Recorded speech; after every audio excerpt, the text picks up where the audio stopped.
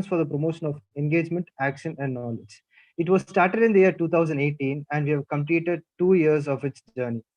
Our vision of the club is to provide a platform to the budding lawyers, which helps them in improving their communication skills, which is mainly, and as well as students will also get a chance to enhance their personality and develop leadership skills by being the member of this club. We work hand in hand to run the club, deal with every problems of the club, and design plenty of activities, which also includes fun activities too. It's not about only our college-related activities alone. And your self-confidence will also be improved, which we can guarantee it through. A Speak team is always eager to ensure benefits and betterment of our members. In the same, we organize weekly meetups to discuss about the contemporary issues, and we have activities too.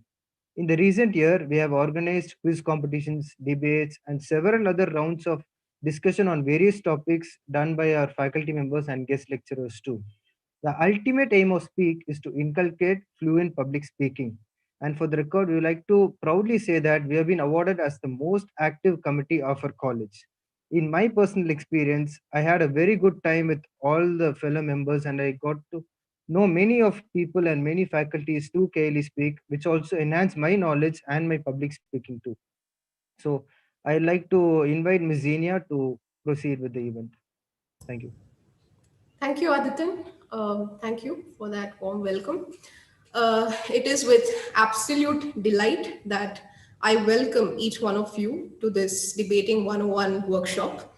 And at this juncture, I am reminded to pay tribute to the late Professor Dr. N.R. Madhava Menon, for he never once hesitated to engage in debates, dialogues, in contesting and in arguing.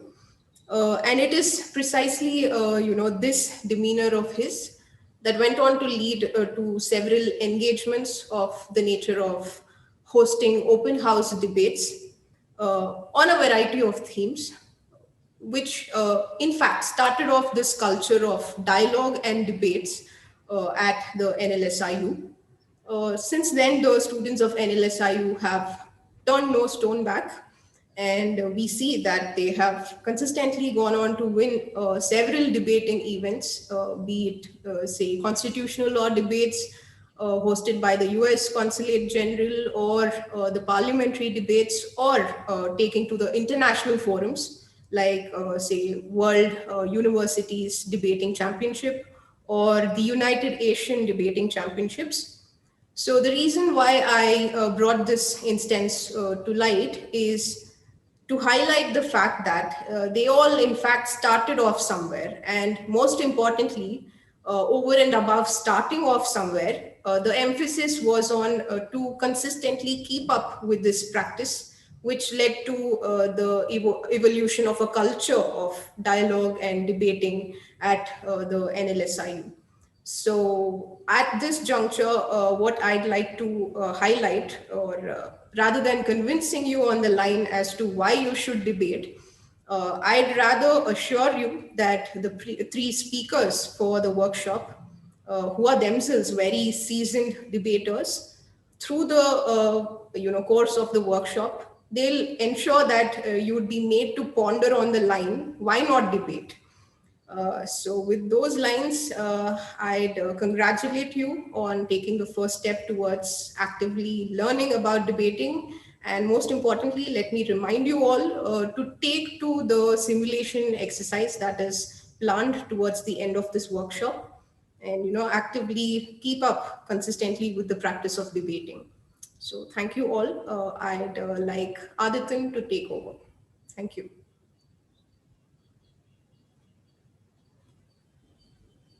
Adityan, do we have you?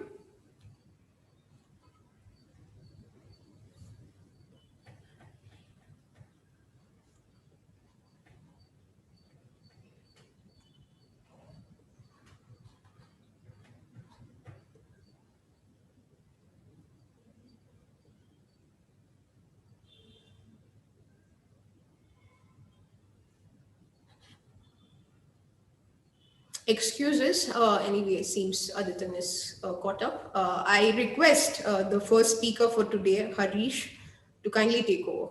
Harish, over to you. Good afternoon, everyone. So, in 2017, I was asked to conduct a similar workshop at IIM Kozhikode, Indian Institute of Management Kozhikode, and uh, under their Management Fest of Backwaters. So, in 2017, I found it extremely easy to talk about debating. And when I'm to see now in 2020 November, after 3 years, what has changed? Well, one thing that has certainly changed is that I'm soon to be a lawyer, and that has changed my orientation to think about the most fundamental aspects in an entirely different way. So once I thought that this is something that can be explained in a bound time duration, what I'm going to talk about. But here, on this date and today, I must begin with an admittance that the topic that I've chosen knows no confinements. It can't be confined. It would be inadequate to merely speak of a few aspects and not pay attention to the innate beauty of the two words upon which I intend to set up the premise of this talk. I'd like to try my best to maintain the conceptual comprehensibility and try to effectively convey the few original aspects which I've derived while thinking about the premise. However, if you are introduced to something which you are not already know of, then I must remind you that one of the greatest pleasures to human mind is to ponder into unfamiliarity of the abstract, to ponder into unconfined zones and see beyond what you already are aware of. The way to do so is to let the curiosity in your minds prevail over the ever breeding unfamiliarity and the ghost that is related to something which you are not aware of. So therefore the step is to depart from what your mind knows and think of not what the mind can perceive, but whereby the mind is capable of perceiving, which is to gradually dissolve the boundaries between what is known to you and stir up an entropy with the unknown to extend the boundaries of what you know. With this being said, let us dwell a little bit upon a few general observations about the societies we are part of, because dialogues are interlinked, interwoven in societies, and they constitute this basic fabric on which humans function. So, there are several studies which provide an evidence that the chances of survival of species against the ruthlessness and absolute brutality of evolution lie in proportionality to their ability to coordinate and construct themselves into groups and to optimize the dynamics and coordinates in favor of the group. So all the species which formulate a group structure have their own distinct means and ways to carry out functions in a coordinative way, which help them survive.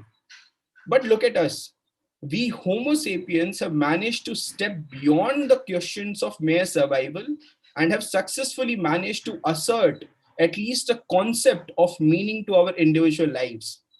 Now, for relevance, let me recall the lines from uh, Chuck Palahniuk's much celebrated work, which is turned into a movie, and I'm sure most of you have watched it, Fight Club, where the character Tyler Durden says that we are middle children of history, no purpose or place, we have no great wars. So what do we actually have? What are our questions? And if I may take liberty to extend these lines, on further extension of the same, it can be said that to those of us born as part of complex human societies of present time are fortunate that the continental questions of human evolution and human societies have already been answered.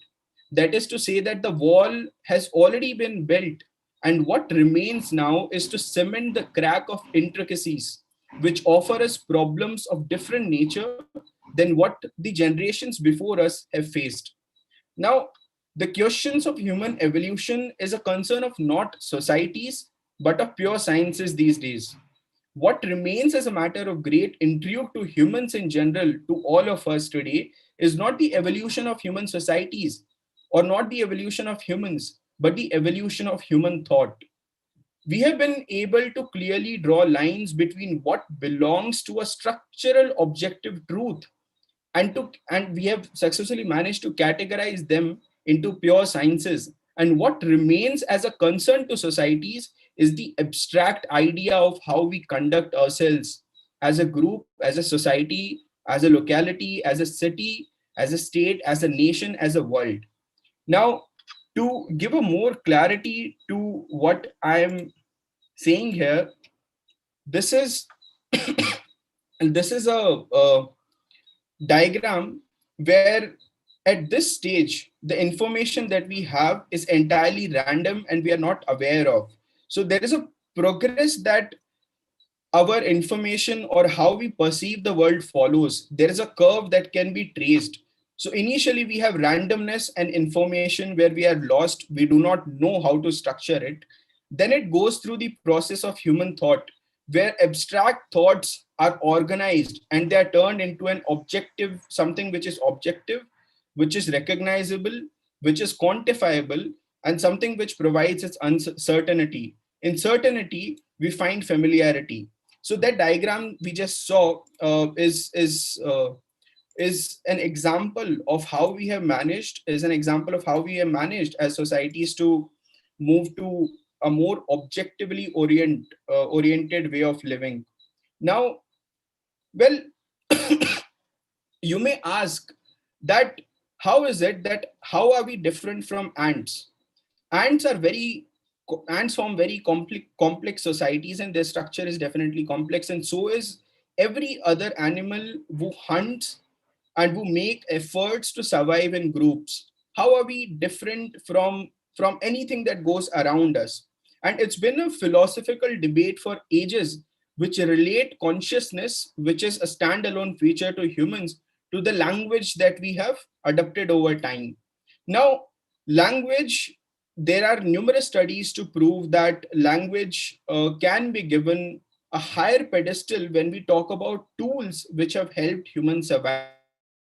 So, and language in what terms? There's this beautiful book by Yuval Noah Harari, Sapiens, where Harari says that it's not merely the ability to speak what comes front of us, which is evident to us, which can be seen by us, but it's the ability not merely recall from our memory, but to apprehend what lies in the future and to be able to articulate that in words is a feature of humans and humans alone. And the channel or the tool to do it is our language. Now, not many animals can draw stories from figments of their imagination and can assert meaning to them.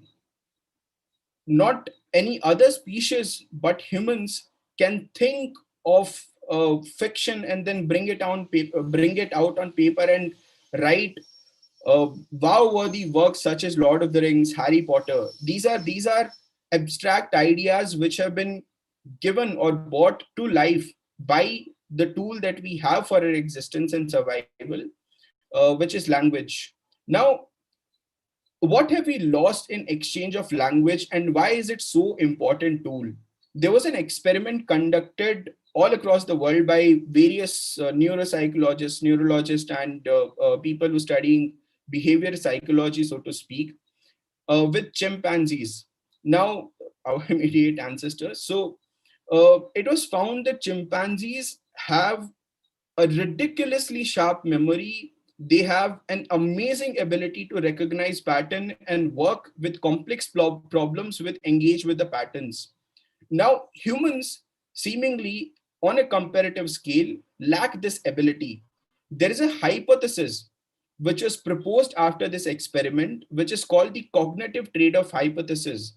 The hypothesis says that our ability to exchange, our ability to derive these complicated linguistic structures that we have in our brain that humans resort to, uh, in order to get that or equip humans entirely with that language or linguistic tool, we had to let go of certain areas of mind, which chimpanzees have of the pattern recognition and of complex problem solving regarding to shapes and sizes and memory.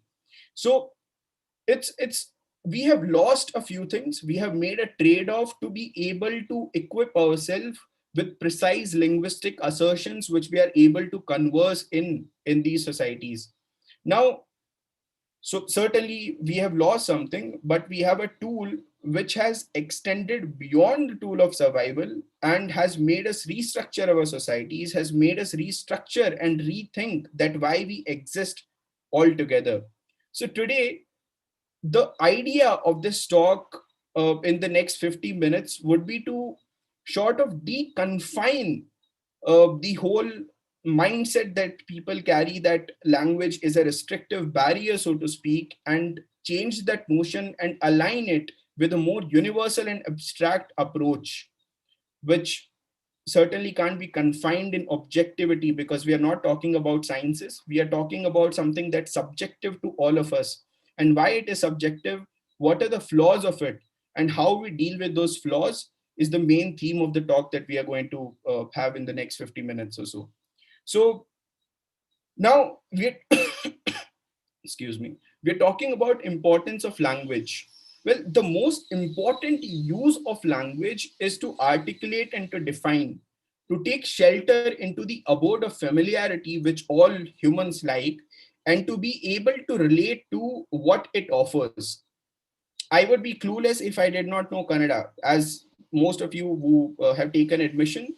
So we get familiarity, we adapt to our surroundings well because of the tool that language is.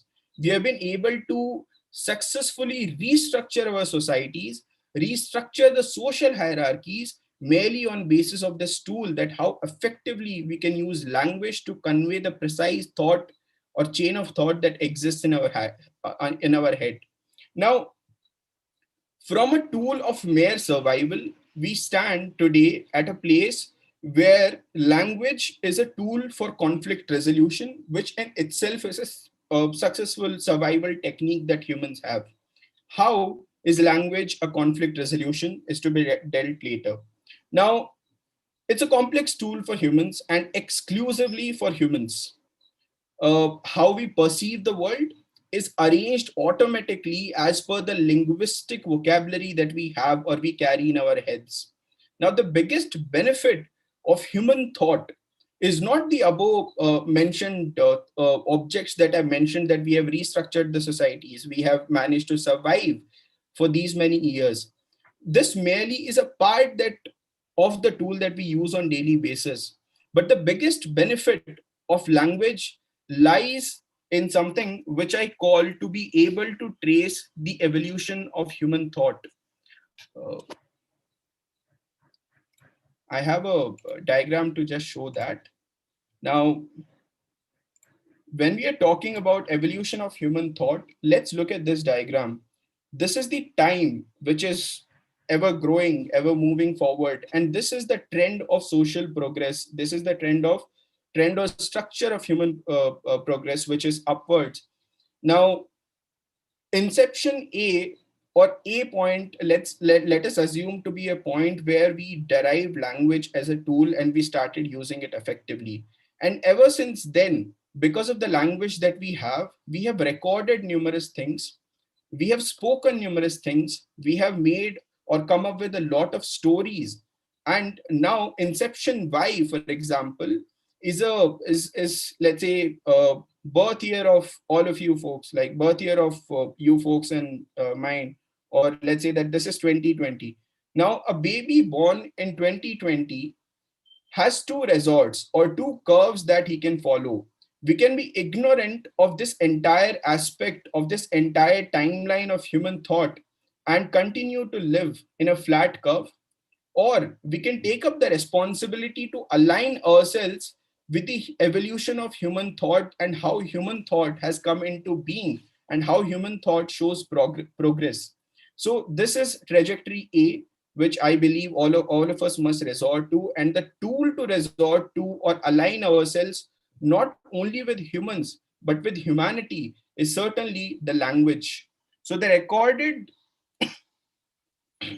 So the recorded notion, so to speak, that we have successfully managed to retain what our ancestors have thought, what our ancestors have gone through, and we have books to show that, we have folk tales to show that, we have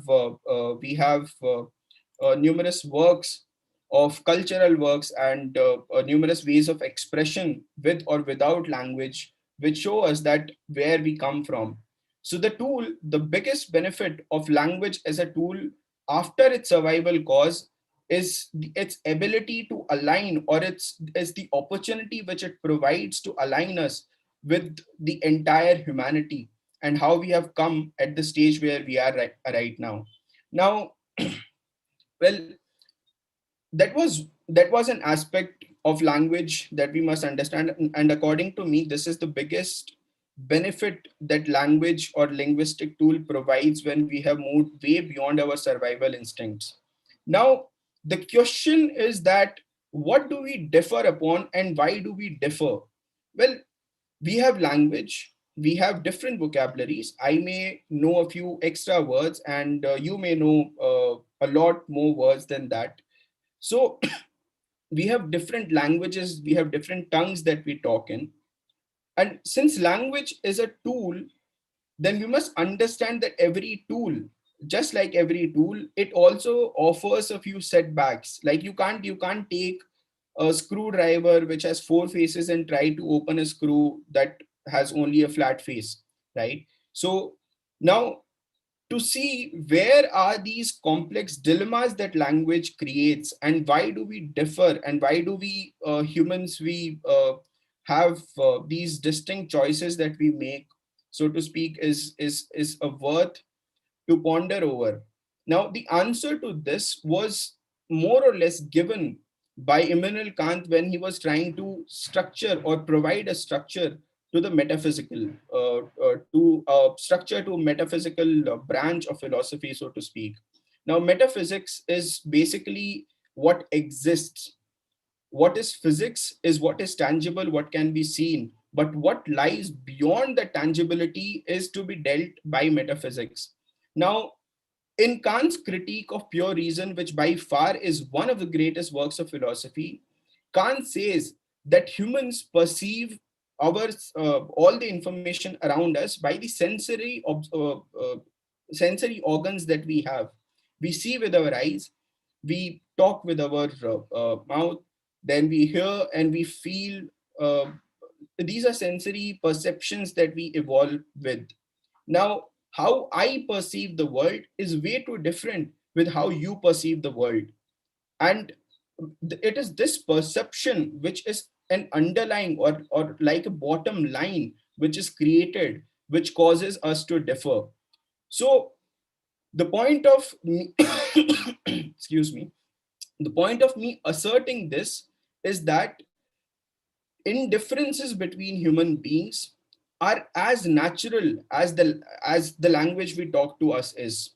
So it's the sensory perception, how we perceive the world, that matters, and which makes us differ or differentiate from one point that we hear or something that we see. It becomes our own personal experience. Now, that personal experiences that we have taken from the a priori experiences, to talk in the terms that Kant has used, the a priori experience that we have is processed by the existing knowledge base that we have developed by various tools, or that we have developed over years by doing things that we do in life, right? Like by living our life daily, by seeing things, by experiencing things, by feeling things. We already have a mindset, and whatever we see, we can't isolate what exists in our heads and merely process the information or the sensory perception that we are seeing. So language is a tool, and to able to refine the sensory perception that we have, we need to understand the human evolution of thought that was shown to you in the previous diagram. Now, since sensory perception offers us different views of the world, you must know that there is this constant epistemal dilemma that we go through. There's this constant chain of thoughts that we go through.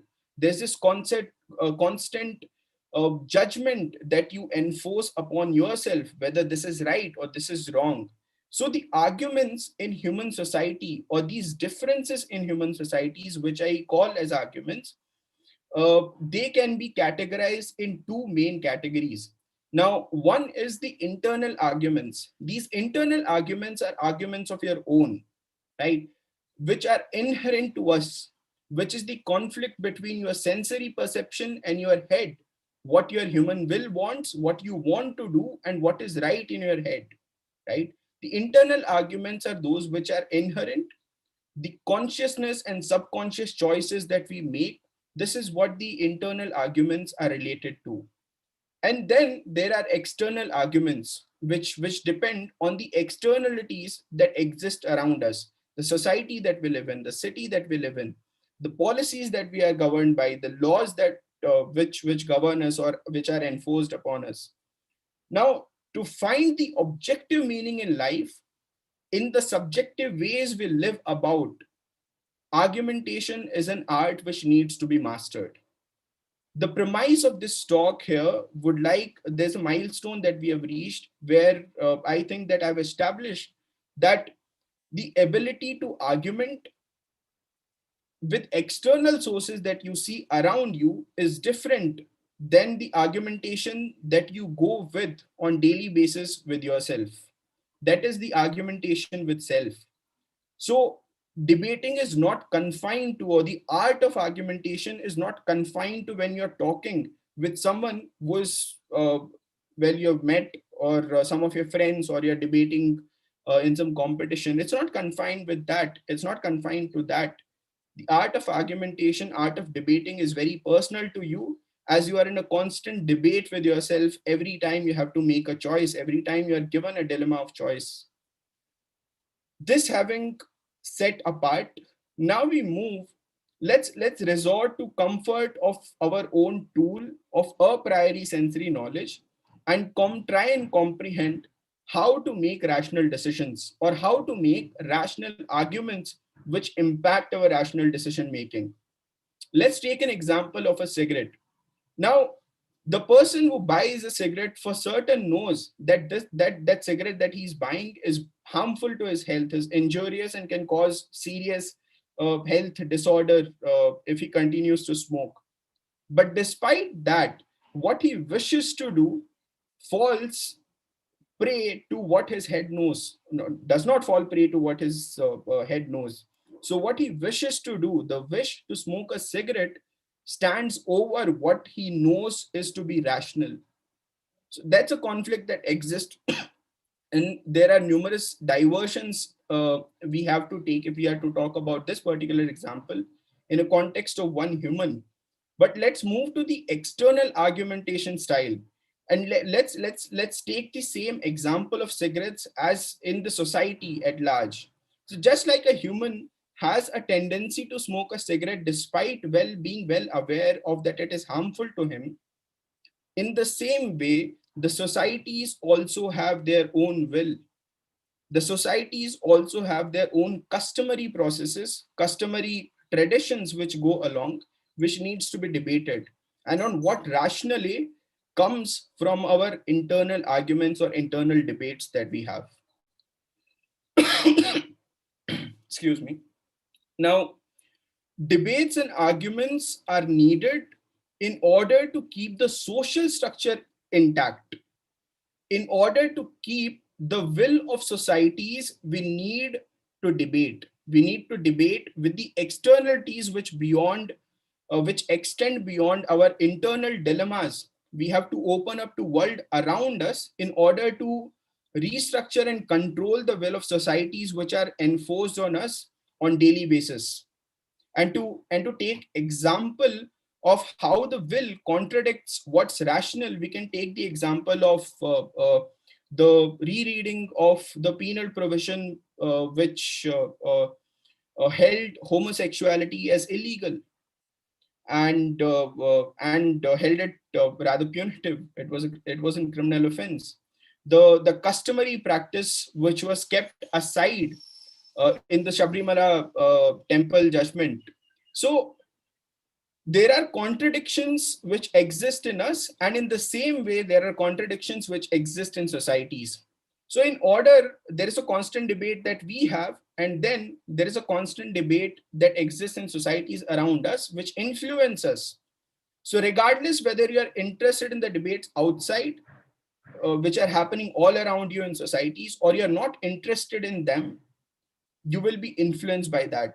So the better option that you have is to be aware of what's going around you and have not a passive approach, but rather a proactive, conscious approach to how you want to formulate the society which lies around you.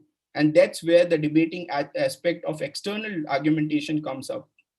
So to talk a little bit about what exactly is this history of dialogue and how we have arrived where we are, because there are debates on policies, there are debates in politics, there are debates in every field possible, there are debates in sciences. Hey, there are debates on whether earth is flat or not. Now, to those of us aware of the scientific facts and who are relying on the scientific facts, uh, are formulating rational arguments to convince that earth is not flat. And from the other side, they also have rational arguments, and that's the reason there exist two groups. So Michael Walzner, in his essays on war, categorizes groups, that the main categorization of group is the group, both the groups, or the part of populi which offers a rational argument against the common trend.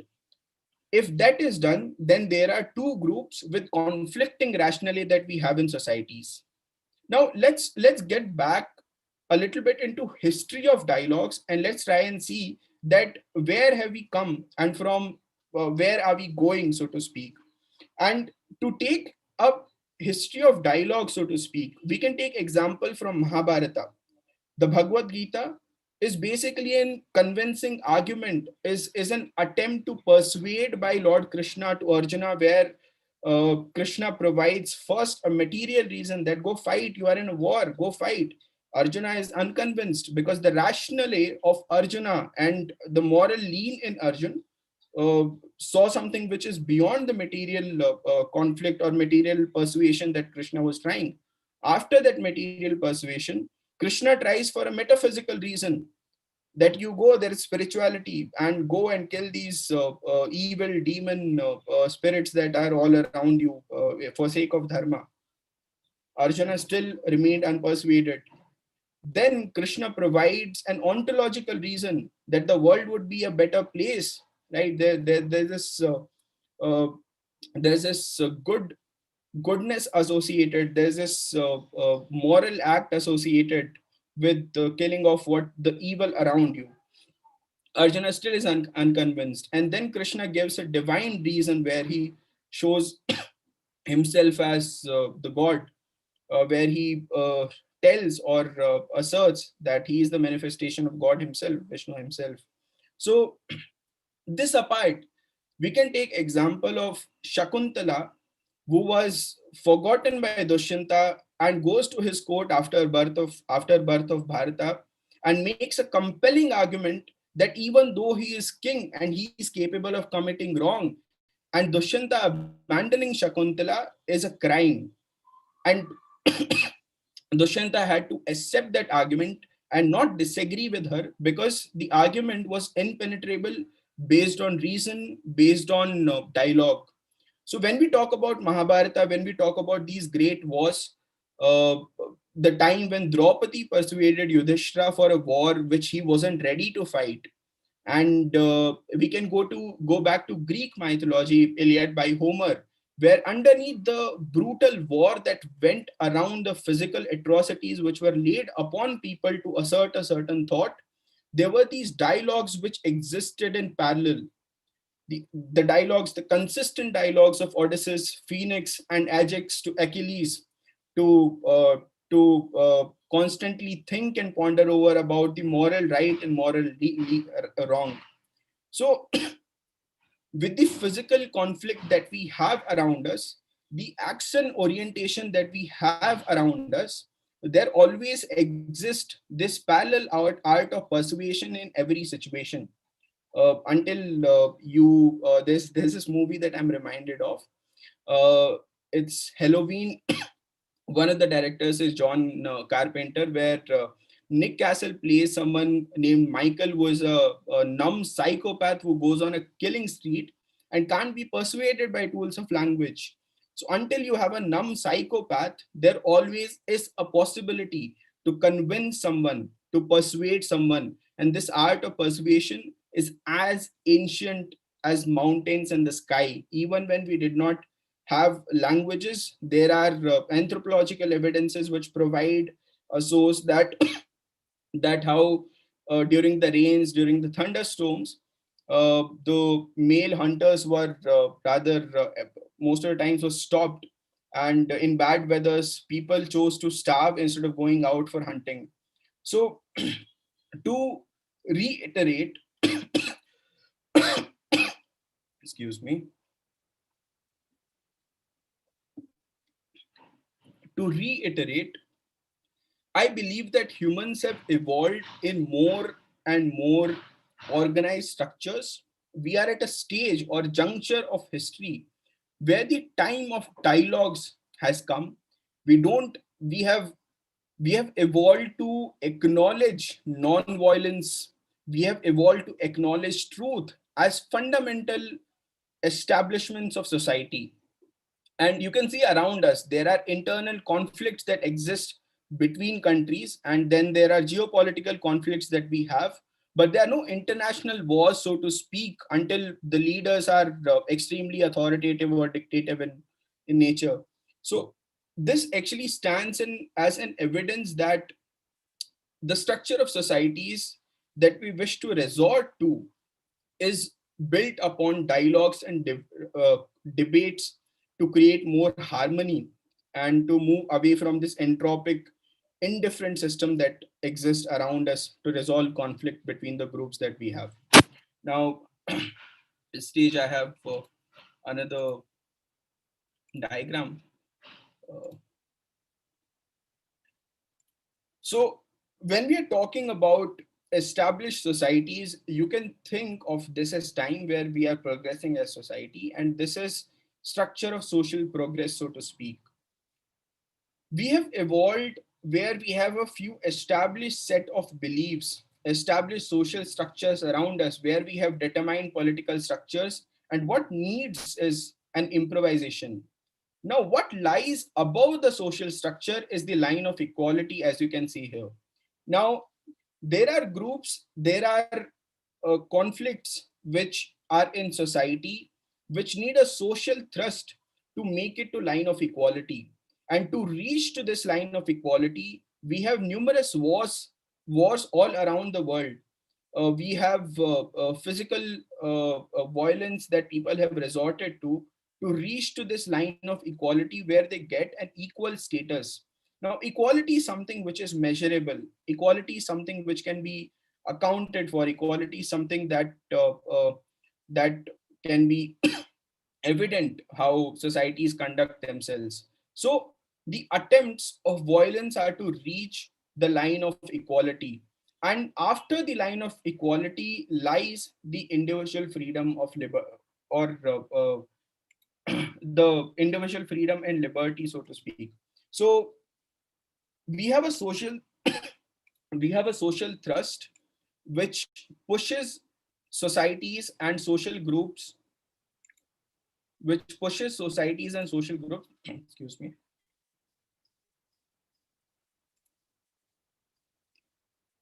which pushes the social groups to a line of equality which is quantifiable. And after that, what's ahead of us is the line of individual liberty and freedom. So something that is very inherent to all of us, something that all of us wish that we had in abundance, so to speak. Now, societies have evolved from catering to the social needs to now at a point where we are extremely considerate of individual liberty and individual freedom. So, as with time, we have moved from where Societies were group focused. The nations were group focused.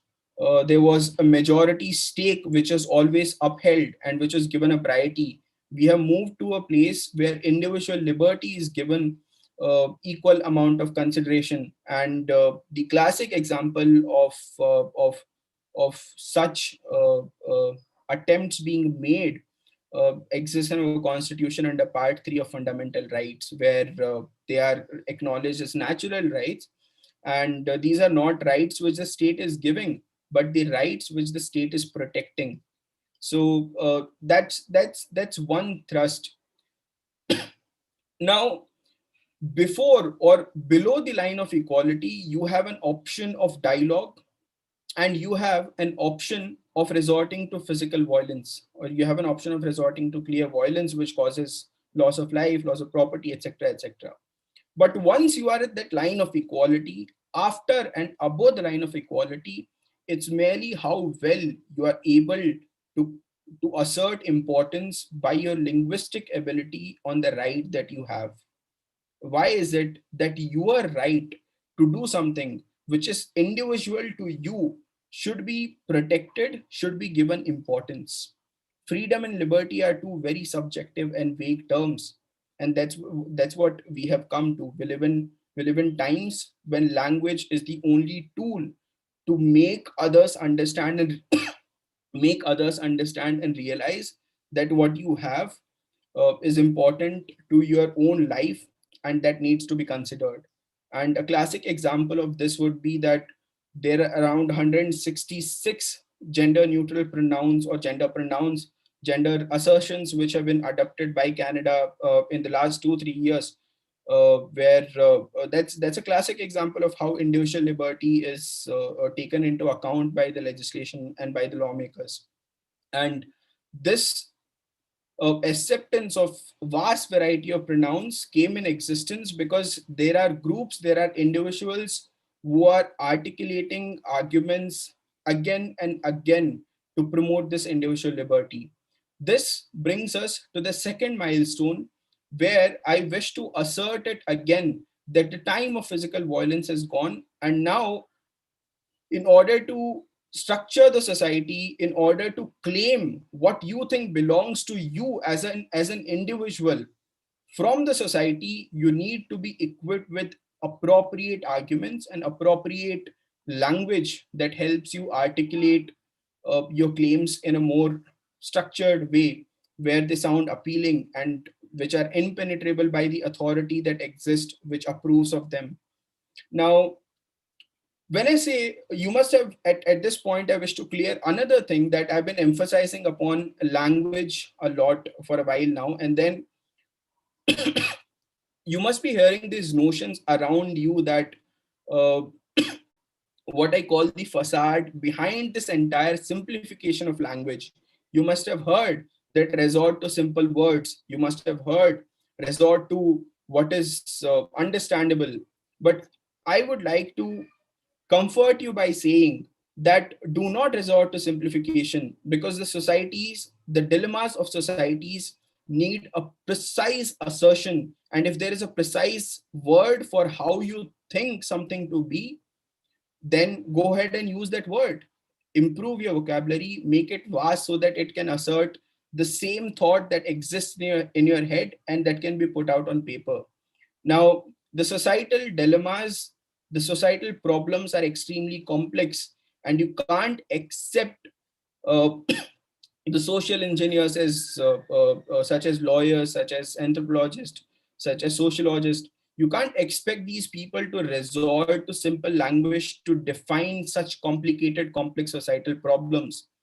What is ready to take what is ready to be embraced is the language, since it offers us a precise linguistic explanation or a precise linguistic problem statement. If the problem is defined, it can be worked upon. And that's where language is an important tool, once again, is what I'd like to emphasize. Now, language on one side appears to us as something which is necessary, and it is necessary. Vast vocabulary, it is necessary. But there are certain fallacies that come with language as well. There are certain inherent flaws in the concept of language in itself. Now, the first that I would like to emphasize upon is the trap of suitable interpretation. That when you're talking something, you are subjected to interpretation from someone else. Well,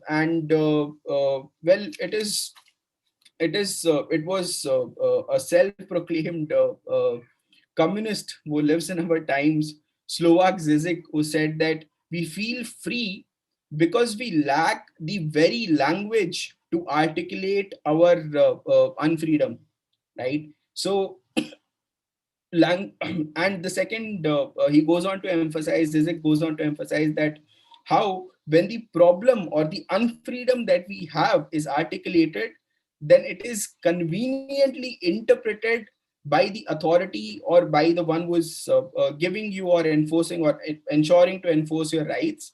They conveniently interpret it in their own way, and they discard the entire demand altogether.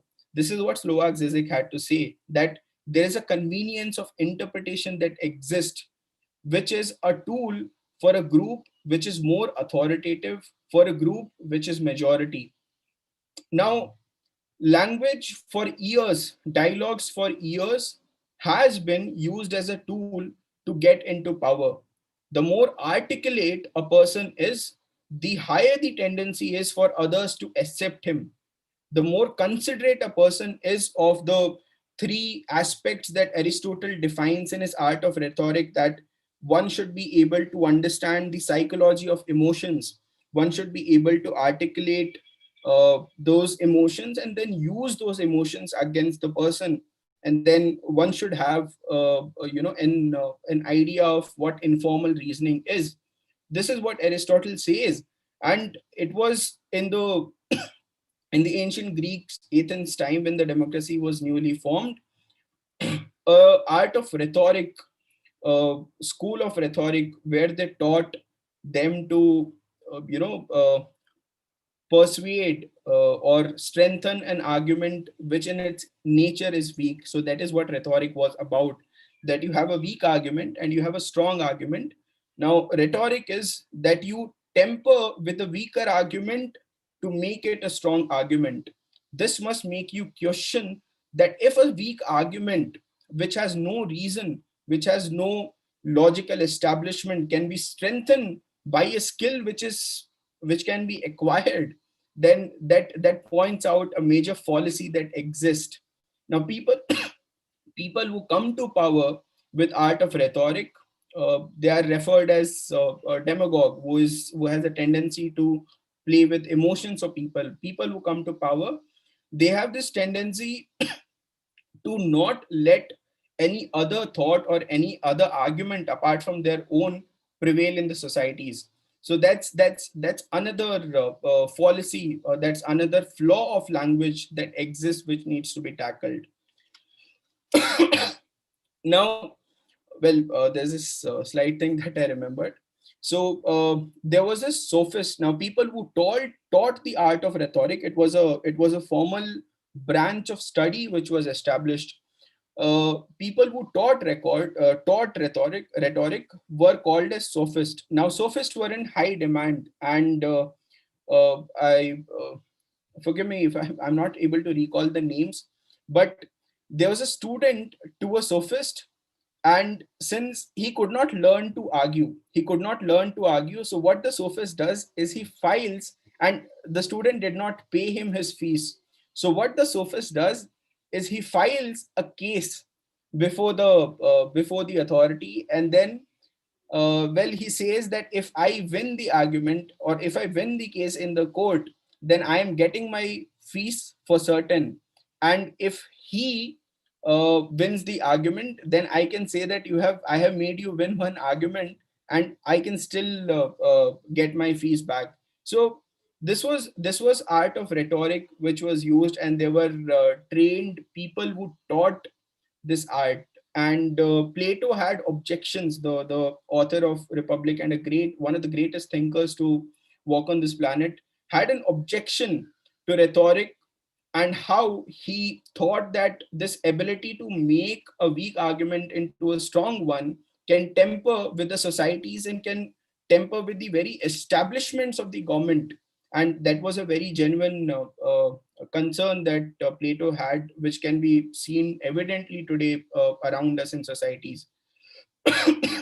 Now, Aristotle, being the teacher of Plato, accepted this and concreted the art of rhetoric as a formal field of study, and came up with this beautiful work, which deals with numerous aspects which are needed for someone to persuade someone else. In his book, the book is titled "The Art of Rhetoric" by Aristotle. Now, so this was one aspect, that there is a trap of suitable interpretation. There is a trap of rather a favorable lean, that you can use language to turn things in favor of you. Now, the next innate fallacy that exists in language is the concept of logical fallacies. The concept of logical fallacies, the premise of logical fallacies basically is this assumption that an argument, or a theme on which there is an argument, that is distorted in its very logic itself. There are numerous ways of categorizing logical fallacies. I'll give you a few examples. Let's say that I someone in China ate a bat, right? Ate a bat, and all of us are suffering through what we have around us.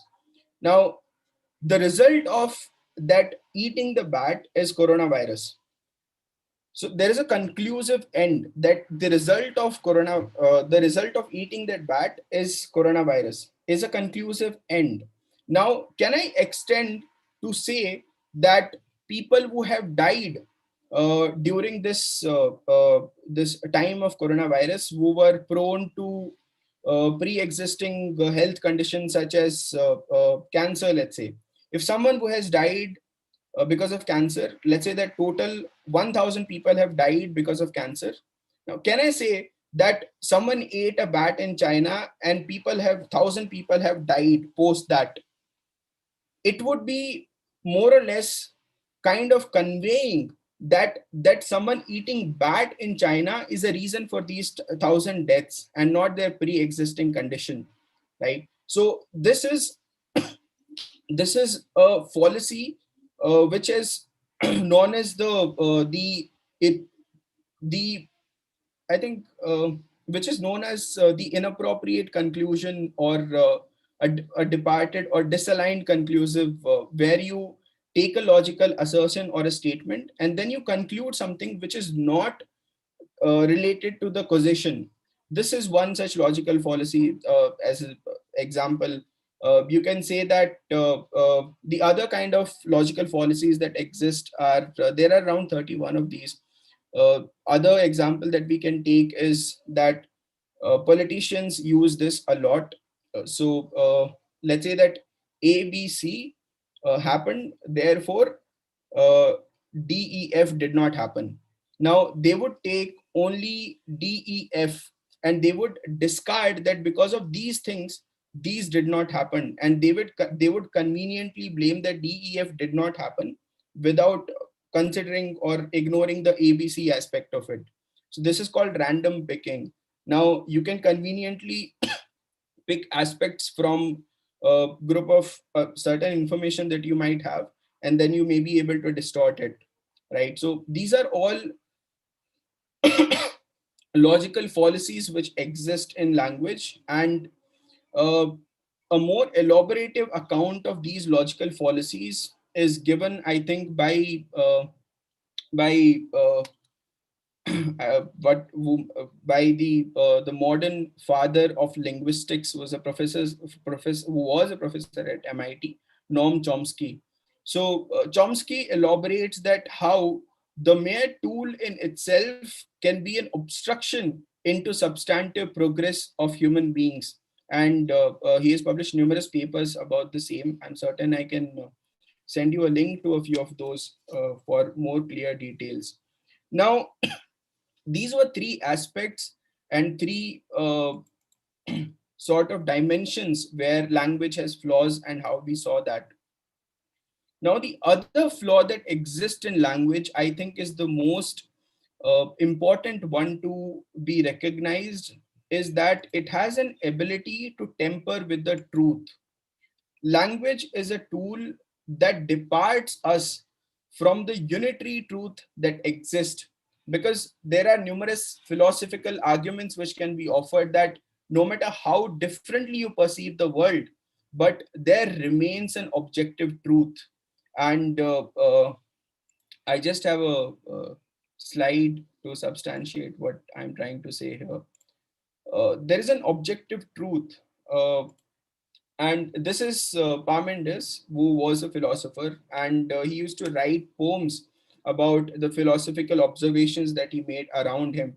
And this is these are lines from his poem Way to Truth and Mortal Opinion.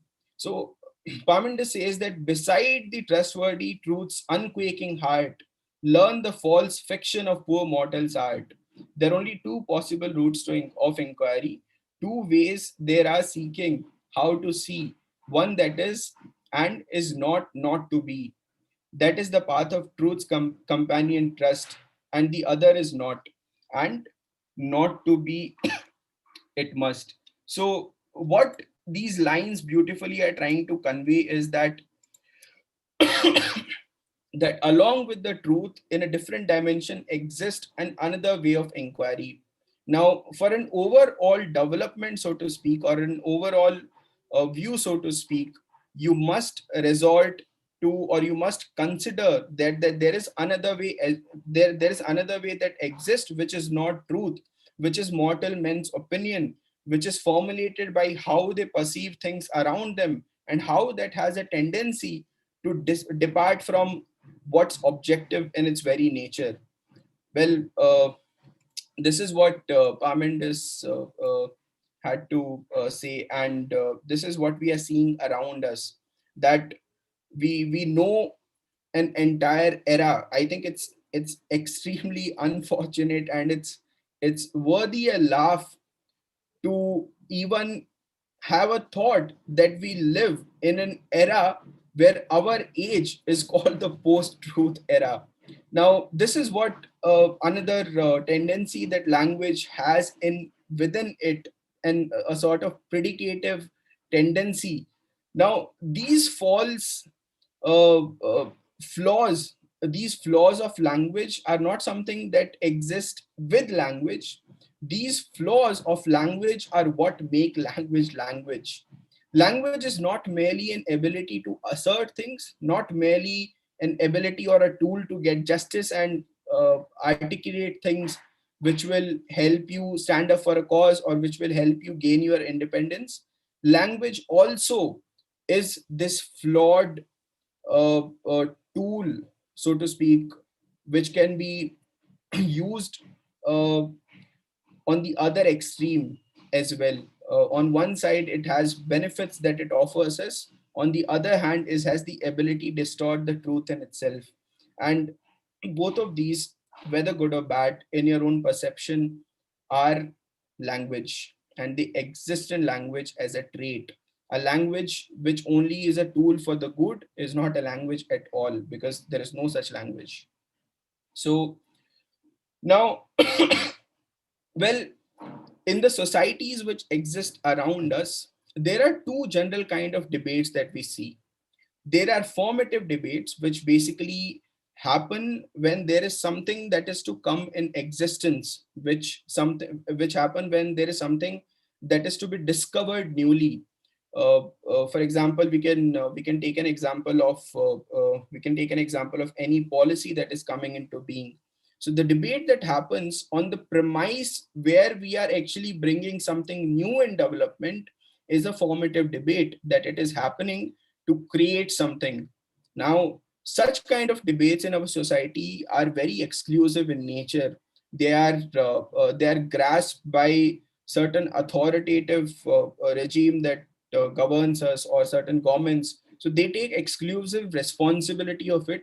They try to incorporate the common people like you and me in these debates. These are formative debates. Now, the second category of debates that exists around us is a debate for reform.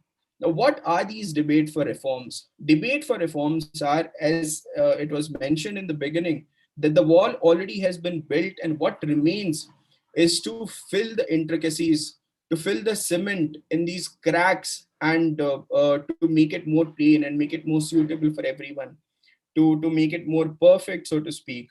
What remains is filling of these cracks, and this is what debate from reform is. Debate for reform is. Now, debate for reform, I have made two more diagrams to elaborate on what debate for reform is. Now, just like everything around us, every conversation and every dialogue that we have should have purpose. Everything that we talk with our friends lead us to a particular juncture that we reach after getting into a conversation. Let's say that A and B are two friends, or A and B are two motions, or A and B are two uh, opinions that you need to debate upon, or you are talking. Now, there is this zone of difference that exists between these two opinions. Now, this zone of difference exists, and they are, both of them are in conversation. It exists, and eventually it narrows down, and then there we reach a conclusion or a consensus in this flow of conversation or flow of argument that we have. Now, this seems a very simplified version of debating, or moving towards a conclusion or a consensus, and does not justify the the complexity that lies when two people are actually into an heated argument with one another, or two policies are being discussed. So now we must understand that a simple line or a simple flow of conversation can be traced when we have a lot of facts. You can't dispute with someone, or we can take the flat earth example again, that you cannot, the flat earth folks, those who are proposing that earth is flat, would run out of factual accuracies or factual arguments at one point, and therefore they will probably, like, if they're not rigid headed and they're open to or accepting arguments and opinions of others, they would reach to a conclusion and consensus easily that the earth is rather not flat and sphere. Now this zone of difference narrows down, and then we have a consensus. So in such debates, they are highly fact oriented arguments, and these are very primarily arguments, so to speak. You can't dispute on the fact that which direction is east and which is north. You can only argue upon that until you get a compass, a tool which will help settle the differences. uh, any argument that can be settled by googling a few things is can easily be concluded and reach to a conclusion or a consensus. Now, the next kind of category or a flow of conversation or flow of debate that I have here is value based argument or value based debate. Now, these are detrimental and decisive societal and policy oriented arguments, which actually, where we have a marginal cost at hand, where we are defining, where we are either suppressing a right of someone, where we are, or we are taking right, entitling ourselves with something. So when we are talking about, let's say for example, death penalty, there is A and B, and now they state a few facts. This is a line of objectivity, that they state a few facts, and then they reach to a more abstract theme. Now in the abstract theme, we are talking about that why A is right and why is B wrong, that what gives A to assert himself on a higher pedestal to B, that I am right, what gives him the right to say that he is right. Now in these abstract themes, we talk of things like the moral argument, the epistemal argument, the ontological arguments, the theological aspects. Now, as we move forward, if there is no conclusion that is reached, as we move forward, then this zone of difference is decreased. There is more clarity to the arguments of each of these folks. B understands more in this zone of difference that what A is trying to say. A understands more in this zone of difference what he is trying to say. And then there comes a certain objectivity in their arguments again, maybe they have researched, from these abstract themes, they have researched that, let's say, if in XYZ country, people were sent to, rapists were sent to or asked to do community service, or were sent to churches. Now they collect data and then they debate upon this data. Now they have again abstract themes to argue about whether, did the idea of God help them or it did not help them, did it help them in reform or did it not. So these complicated social issues that we always debate, which always come to these abstract themes, which are not defined, which are not confined, and which give us more clarity upon discussion, but from far they seem like things that we have no idea about, or things that we have not ventured upon. Now the ending of this debate always ends up either in a compromise or in a favorability of one particular aspect. And it's very hard to reach to a particular consensus, so to speak, in such kind of debates. Now, when there is no objectivity, so to speak. And most of the debates, let me ensure you that the most complex of the societal debates that we have around us are the debates of second category. Earth is flat is objective, that can be concluded in some time. But to determine whether death penalty is morally right or wrong, it has taken ages. To determine whether homosexuality is wrong or right, it has taken ages. It has taken ages for us to accept that what is so personal to one's identity is criminalized. Then how has he, like he has no scope for expressing himself to consummate the identity that he's supposed to evolve to give meaning to his human existence. So this is what we have. And the second category, again, I like to emphasize that are these complex societal debates that you are always into, the dilemmas that you are always into. This was a societal aspects. Let's take a personal aspects. How many of us have arguments with our parents and we differ from them? And how many of us have arguments with our loved ones that we differ from? Now, those arguments can't be narrowed down. Those arguments can't be pinned down to something, some specific situation, or some specific precise moment or instant or act that they have been through or that they have done. Those arguments are to be dealt in these abstract forms, and to deal in the abstract form is to resort and find comfort in the language. So language is the way in which these abstract forms, the unfamiliarity, can be organized a little less, uh, can be organized, and the zone of difference that you have in your personal relations and in the societies that we have around us can be a little bit suppressed and can be minimalized to eventually reach to a conclusion towards the end and have a happy life or have a better society. Now, well, this thought that particularly I have was triggered by our Professor Aishwarya in his one of his class, where he gave an example of well, there are Adivasis, living somewhere in the jungles of Jharkhand, and all of a sudden, someone from a tier one city goes to tell them that we will be taking all your land, and all that the Adivasis identify themselves with is the land. Now, someone goes to them and tells them that you go somewhere else and we will take this land and we will build a dam here. Now, what gives that person the right to take that land? How is his right or his cause any superior than the other? Now, these are dilemmas which require extreme thinking, level of thinking that is impenetrable. What I call such thoughts are to be oriented from such thoughts are to be oriented from moral. Uh, yes, sure. I just yes, moral logical reasoning. Now, arguments, and I'll just leave you with a couple of thoughts. The first being that that just think about it. Once you are done arguing with someone over something, does that argument die there?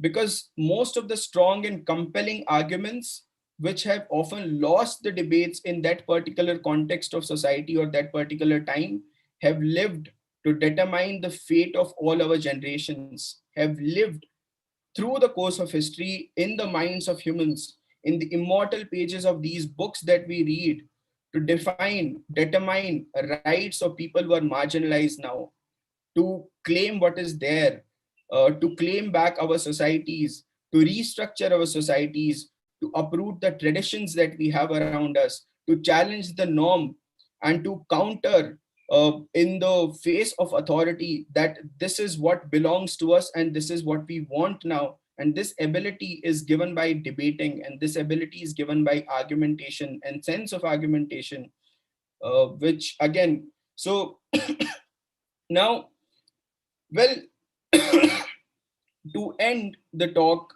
I would say that debate not in order to go to a competition. You will be soon to be a lawyer, and on my personal limited experience that I've had, it's not debate that'll be helping us, it will be the art of dialogue. So let's hone the art of dialogue. But the question still remains that what's the reason that you should be debating? Well, the reason to debate is to determine the unitary nature of truth. That when you have conflict in in your head, you don't exist in two parallelities, you don't exist in conflict with yourself, you exist with one unitary truth. And for that, debating is required, if not external, then internal. Now, another reason is that without an identity, which all of us plan to hone, one of the biggest struggles of individual humans is to answer the question that who they are, or who am I, for that matter. Now, to consummate this identity of self, to add the feather, where once you have defined that these are the things that I do and these are the things that define me. Now, to consummate the identity of self, you must have a unitary vision of self, and for that, debating is required. Now, I'll just take a few more minutes to recommend a few books to you folks, as I was asked to do so. The first book that I'm recommending is TED by Chris Anderson. The book talks about various TED talks, and it more or less gives an outline for public speaking, that how you can work on a few aspects, objective aspects, and practice those aspects to be a better public speaker. The second book I like to recommend is The Art of Rhetoric by Aristotle. Now, this book is absolute necessary, as I said, that it bridges that gap that from where arguments come.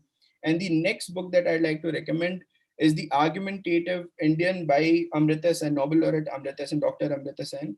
So these are my books, and insufficiency of time, I had quite a lot more to say. Well, this would be it. Over to you, Aditya.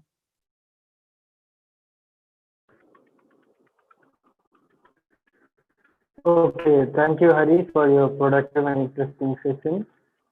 And I hope the participants would have enjoyed the session. If the participants have any questions, they can put it in the chat box, or they can unmute themselves and ask directly to Harish.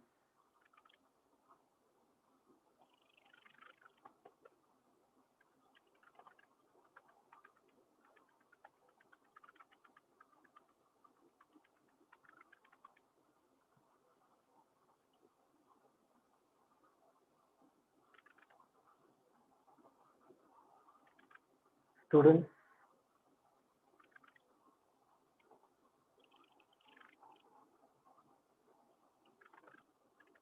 Harish, am I audible? Yeah, you are, Aditya. Do we have any questions or in the talk or in general that you might want to ask, might wish to be answered? About the session, if anybody wants to question for the students, if they want to ask something. You can raise hands and ask the questions. Please raise hands and ask the questions. You can unmute yourself, or you can write your question. Uh, Okay, Ms. Chandrika, you can unmute yourself and can ask the question. Chandrika Sharma.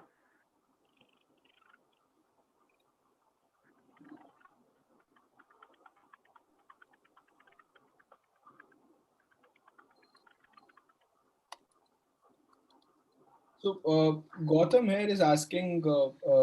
about the names of the book again. Uh, Gautam, the books I just mentioned are well, Art of Rhetoric by Aristotle. Then there is Argumentative Indian by Nobel laureate Dr. Amrita Sen. Then we have Chris Anderson's TED Talk. These are the three books. But again, I insist that you pick up one book from history, one book from these abstract thoughts, one book from political science, and then one fiction, one good classic fiction, and then read all of three in parallel and continue doing it for the rest of your life.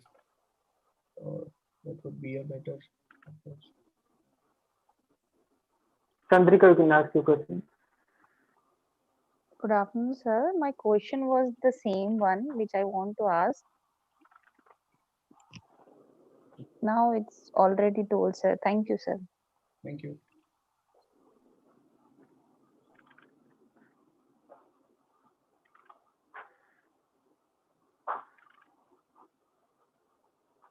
So I guess all questions are resolved and we can conclude the session.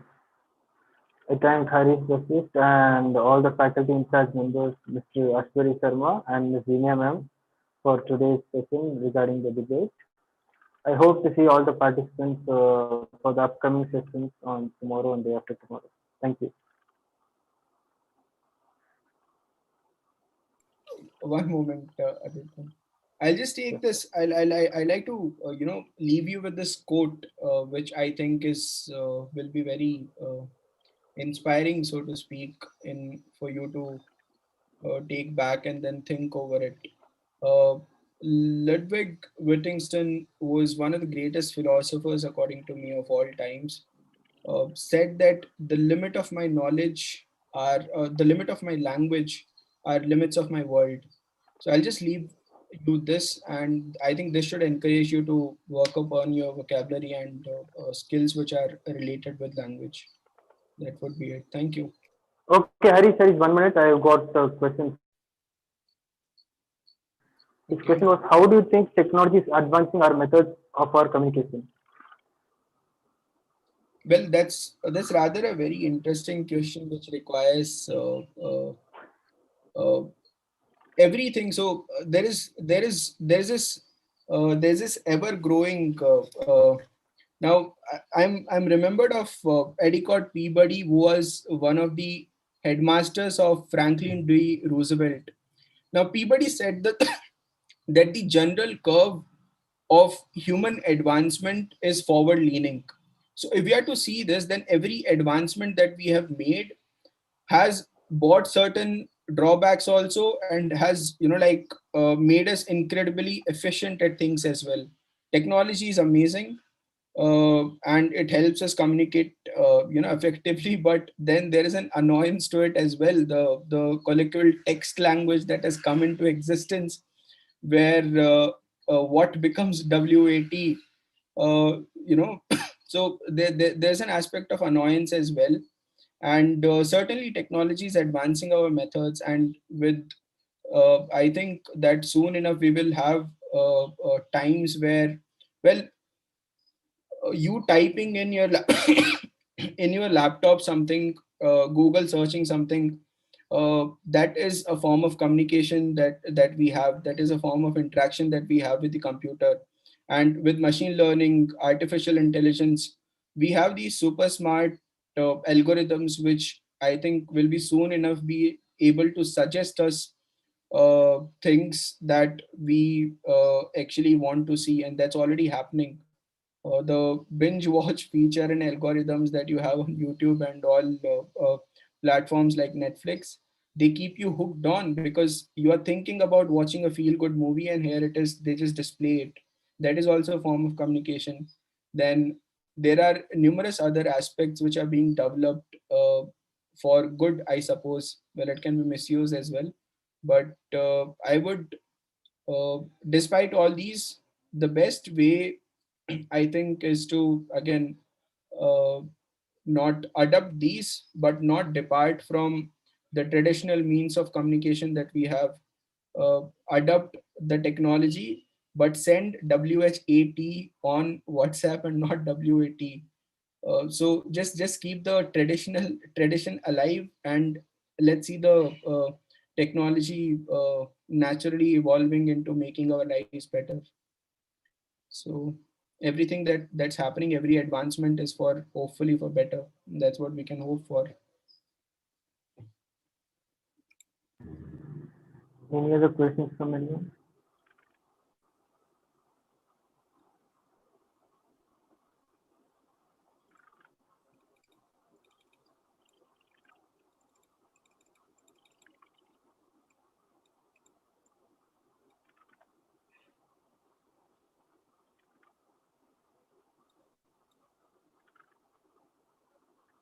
Harish, I guess we can end the session now. Yes.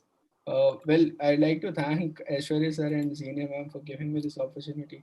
Thank you, sir. Thank you, ma'am. Would be it.